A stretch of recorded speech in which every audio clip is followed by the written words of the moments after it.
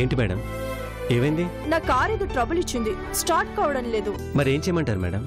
మీ bike మీద drop చేస్తారా? ఆపండి. ఏమైందండి? ఇదెక్కడికి? నేను మీ ఇంటికి రావాలనుకుంటున్నా. మేడం గారి ఇంటికి ఎలా వెళ్తారు? పర్వాలేదులేండి, శారీతో వెళ్ళిపోతాను. బాయ్. పెళ్లి కూతురులా ఉన్నావు.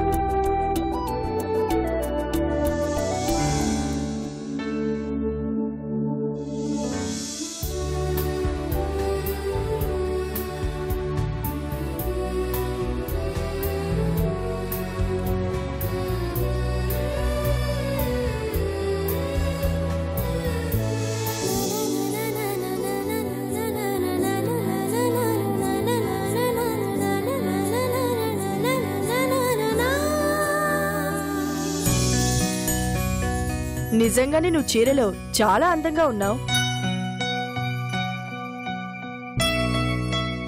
వాళ్ళన్న దాంట్లో అబద్ధం లేదు జయంతి. ఇన్ని రోజులు నీ అందాన్ని ఈ సూట్లోనే దాచేశావు. మగాళ్లతో పోటీ పడటం అలవాటైపోయి నువ్వు మగాడ్లాగానే తయారైపోయావు.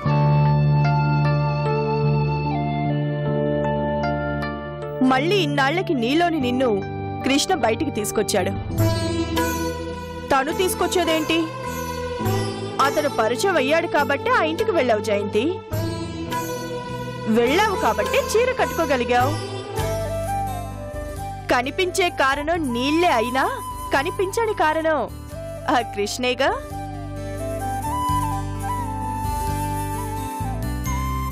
చూసావుగా, నిన్నిలా చూసి మీ డాడీ ఎంత ఆనందపడ్డారో.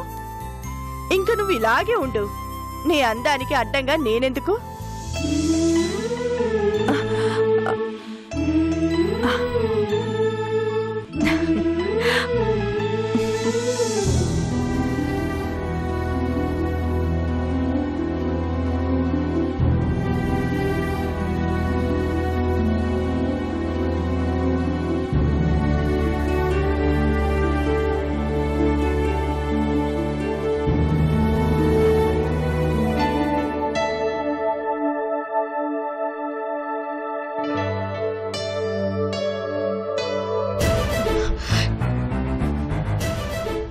డాడీ, డాడీ, ఆ గాయం ఏంటి? రండి కూర్చోండి. అసలేమైంది డాడీ? ఏం లేదులేమ్మా, చిన్న గాయమే. అది చిన్న గాయం ఏంటి?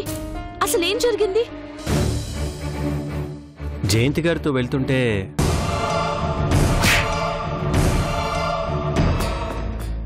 జయంతి గారి మనస్తత్వం ఏంటో నాకేం అర్థం కావట్లేదు డాడీ. ఏమా? ఒకరోజు నేను ఆఫీస్కి వచ్చినప్పటికీ ఇప్పటికీ ఎంత తేడా.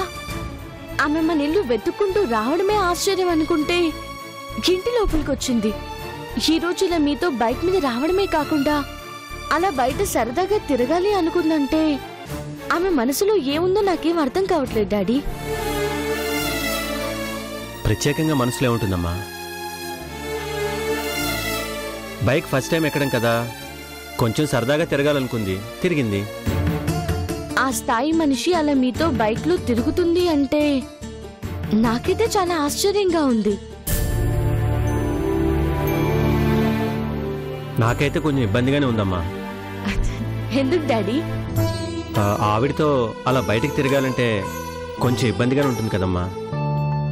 మీకు ఇబ్బందిగా ఉందేమో కానీ మీ బైక్ మీద ఆవిడ అలా మీ వెనక కూర్చొని వస్తుంటే నాకు మమ్మీని చూసినట్టు అనిపించింది డాడీ.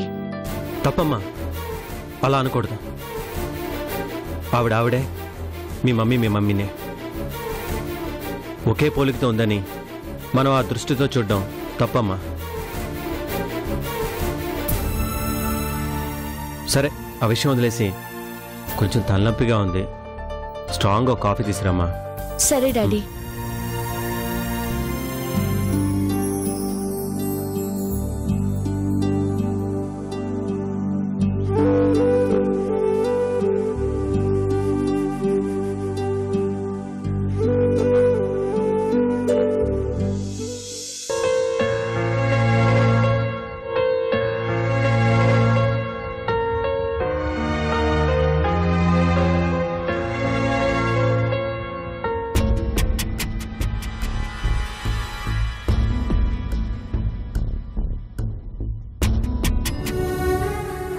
మనం ఎంత ప్రయత్నించినా చందు వాళ్ళు ఎక్కడున్నారో తెలుసుకోలేకపోతున్నాం. రాజా కోసం మీరు చేసిన త్యాగం అర్థం లేకుండా అయిపోతుంది. నాకు అదే బాధగా ఉంది మాధవి గారు. అటు డాడీ అన్నదమ్ములిద్దరినీ కలపాలని చూస్తున్నారు, ఇటు మనం రాజాని చందుని కలపాలని చూస్తున్నాం. బట్ ఎవరి ప్రయత్నం వర్కౌట్ అవడం లేదు. అన్నదమ్ములు కలవనందువలన నష్టం లేదు, కానీ ప్రేమించుకుని పెళ్లి చేసుకుని కూడా ఇన్ని రోజులు పరాయి వాళ్ళలా బతికారు రాజా చందు.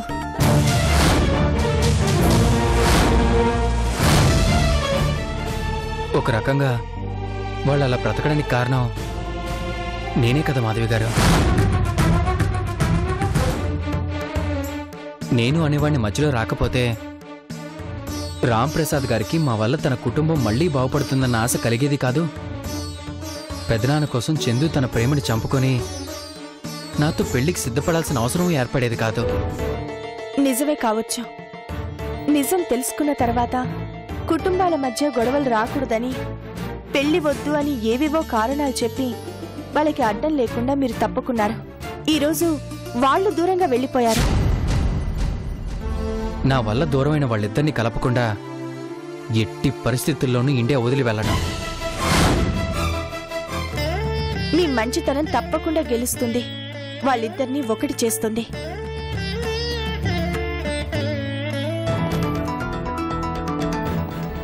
సరే సంతోష్ గారు, నేను మళ్ళీ వస్తాను. డ్రాప్ చేయమంటారా? ఎందుకు, ఆటోలో వెళ్ళిపోతాను. బాయ్. బాయ్.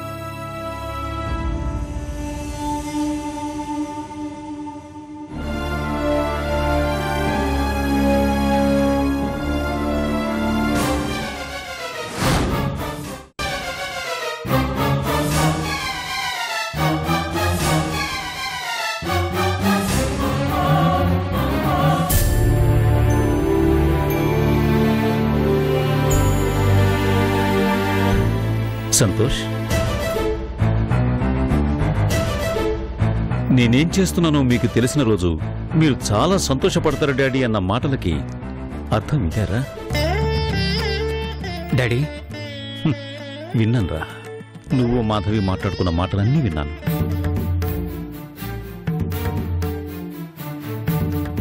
రాజా చందుల ప్రేమని గెలిపించటం కోసం నీ ప్రేమను త్యాగం చేశావా?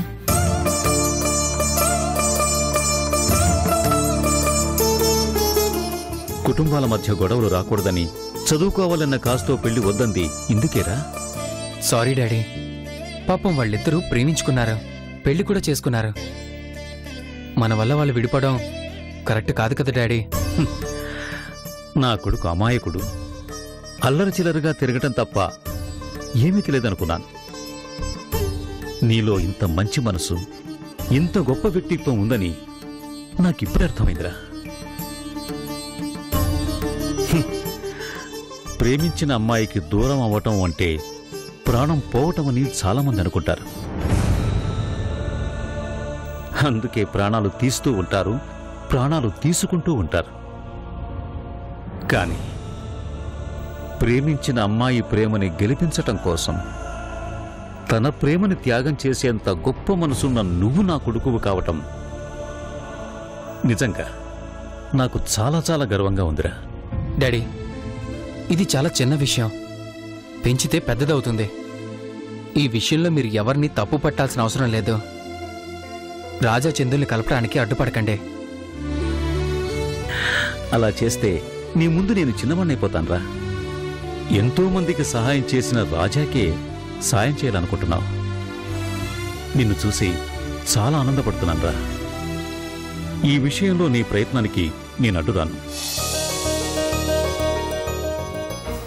కానీ కొంతమందిని కొన్ని ప్రశ్నలు అడగాలి, అడగకుండా మాత్రం ఉండలేను. Thank you daddy.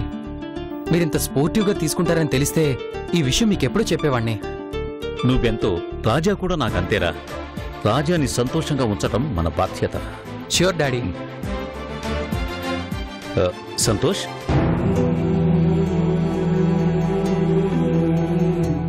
నీకేం బాధగా లేదురా? సంతోషం మీరు పెట్టిన పేర్లోనే ఉంది కదా డాడీ.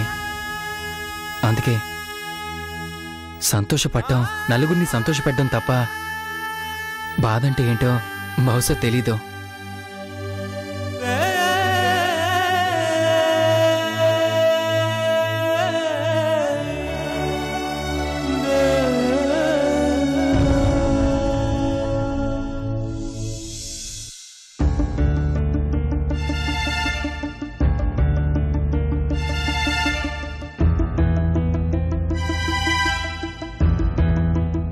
మా వియ్యంకుల వారు నరేంద్ర గారు. నమస్తే. నమస్తే. సరే, ఆయనకి యాక్సిడెంట్ జరిగిందని నిశ్చితార్థం ఆపలేం కదా, మాకు తెలిసిన పూజారిని పిలిపిస్తాను.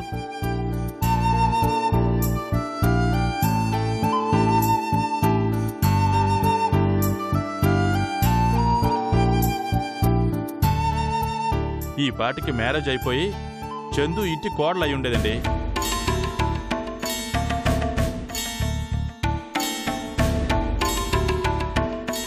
భూమి పూజ ఆపాము.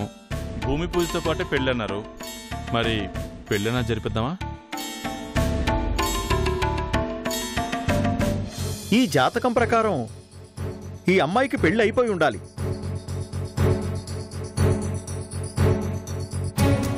దేవస్థానం జ్యోతిష్కులంటే గొప్పవాళ్ళనుకున్నాను. ఇదే మీరు చెప్పే జాతకం? ఏదండి శాస్త్రం? జరగని దాన్ని జరిగింది అని చెప్పడం శాస్త్రమా? బావగారు, ఈ జాతకాలు ఇవన్నీ నమ్మద్దు. అదేంటి హేమ, జాతక చుట్టంలో ఎక్కడో ఏదో తప్పు జరిగిండొచ్చు, దాన్ని నమ్మితే ఎలాగా? అవునమ్మా, ఈ ముహూర్తాలు గీర్తాలు ఏం వద్దు. మనం అనుకున్నదే మంచి ముహూర్తం కాబట్టి మనం అనుకున్నట్టే పెళ్లి చేసేద్దాం.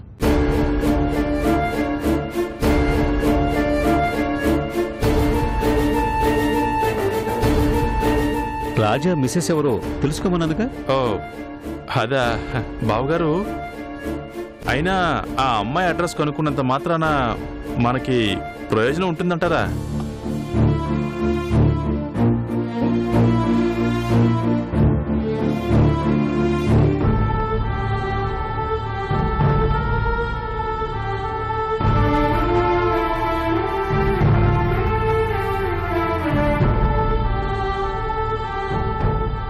ఏంటండి అంత తీవ్రంగా ఆలోచిస్తున్నారు? ఏం లేదు హేమ. ఏమీ లేకుండా ఇంత తీవ్రంగా ఆలోచించడానికి ఏముంటుంది చెప్పండి.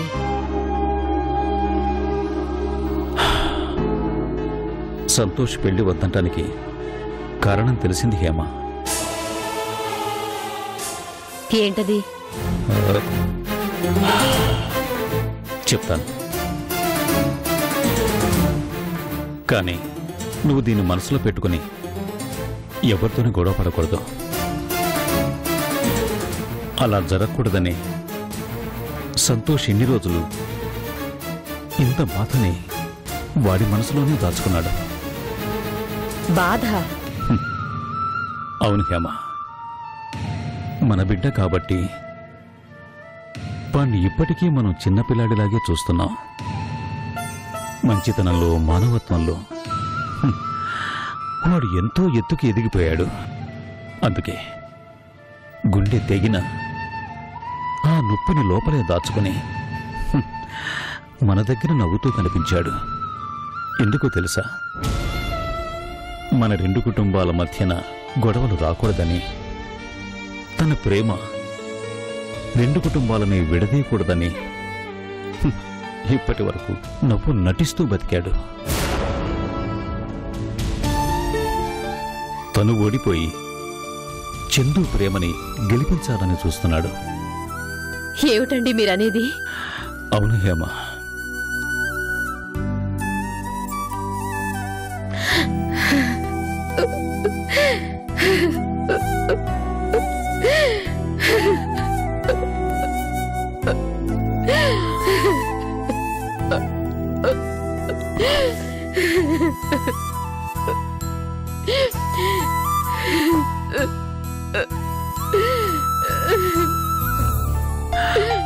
ఊరుకో హేమ. నిజం తెలిసిందని ఆవేశపడి వాడి పెద్దరికాన్ని చిన్నబుచ్చకు. ప్లీజ్ హేమా,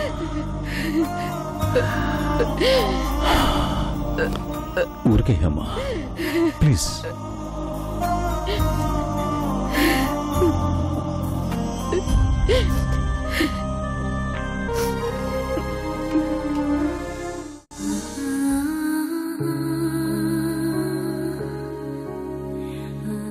యుఎస్ లో బాగా పేరున్న బిజినెస్ మెన్ వాడు.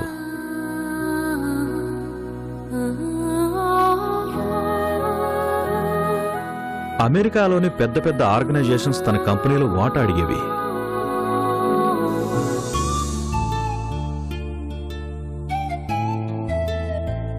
మేడం. కృష్ణ గారు, మేడం, ఒకసారి నా క్యాబిన్ లోకి రండి. అలా మేడం.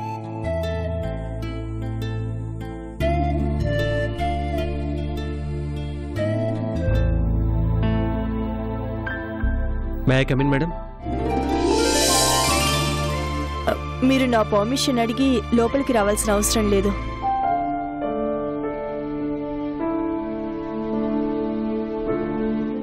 మరొకరి క్యాబిన్లోకి వెళ్ళినప్పుడు వాళ్ళ పర్మిషన్తో వెళ్ళడం అనేది పద్ధతి మేడం.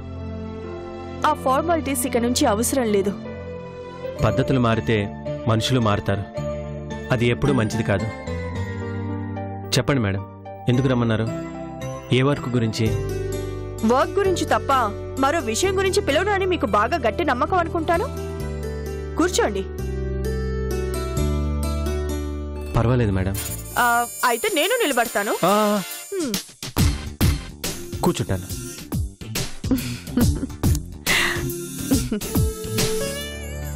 ఎన్నో బిజినెస్లు చేసిన మీరు ఈరోజు నా ఆఫీస్లో నా దగ్గర జాబ్ చేయటం మీకు ఇబ్బందిగా అనిపించడం లేదా? నాదైన పనే, మీ దగ్గర చేసిన పనే. తేడా అక్కడ పనివ్వడం, ఇక్కడ పని చేయడం. రెండింటికి పెద్ద తేడా లేదు మేడం. ఇంత సింపుల్గా మీరు ఎలా ఉండగలుగుతున్నారు? అన్నీ చూసిన వాడికి చూడాల్సిందేముంటుంది? జీవితంలో 2 షేడ్స్ చూశాను. సో ఆనందం, బాధ రెండూ నాకు సమానమే.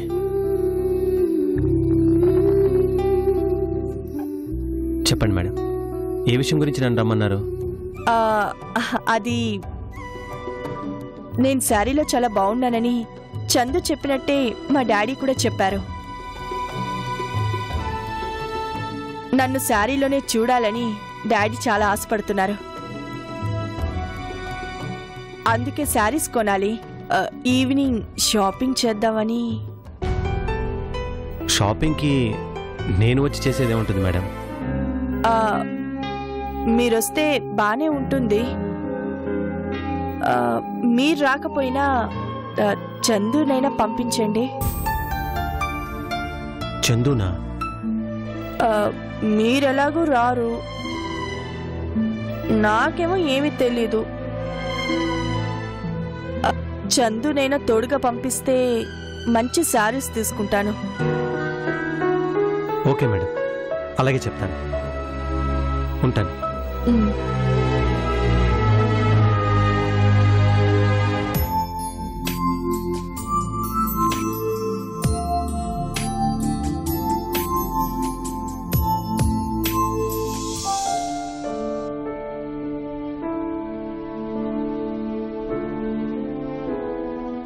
అర్చన, కాఫీ తీసుకురా. అలాగేనండి.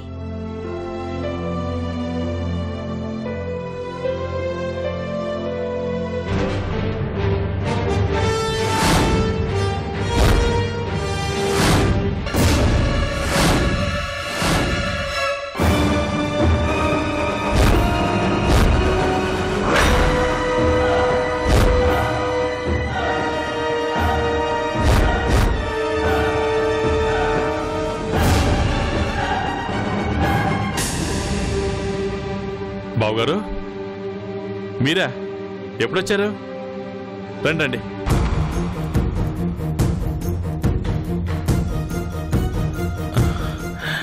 అర్చన, బావగారు వచ్చారు. ఇంకో కాఫీ తీసుకురా. కూర్చోండి. ఈ ప్రేమలు అభిమానాలు అంతా మోసమేగా? బావగారు, మోసం ఏంటి? మోసం కాక మరేమిటి? అడుగడుగునా మోసం, మాట మాట అబద్ధం. అమెరికా నుంచి ఓ వెర్రిబాగులాడు వచ్చాడు, కోట్లున్నాయి, వాడు కొడుకు పిచ్చివాడు.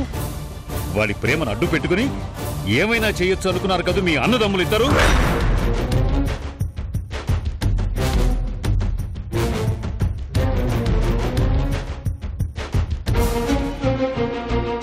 అలా ఎందుకు అనుకుంటున్నారు బావగారు?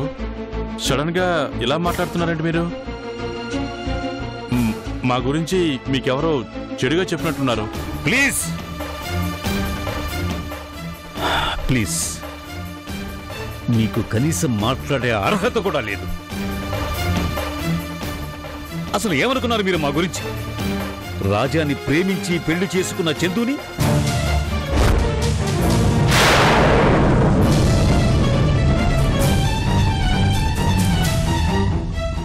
నా కొడుకిచ్చి కట్టబెట్టాలనుకున్నారా?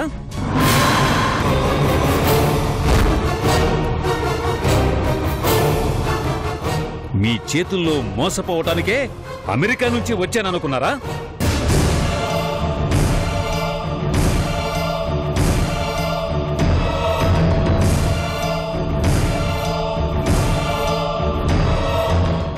ఏ విషయం తెలిస్తే కుటుంబాల మధ్య గొడవలు వస్తాయని ఎవరికీ తెలియకుండా మేనేజ్ చేశామో ఆ విషయం తెలిసిపోయిందండి.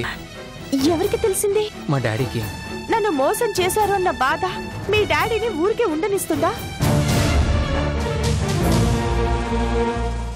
లోపలికి రా, అక్కడే ఉన్నావేంటి? ఈ మర్యాదల కోసం రాలేదు.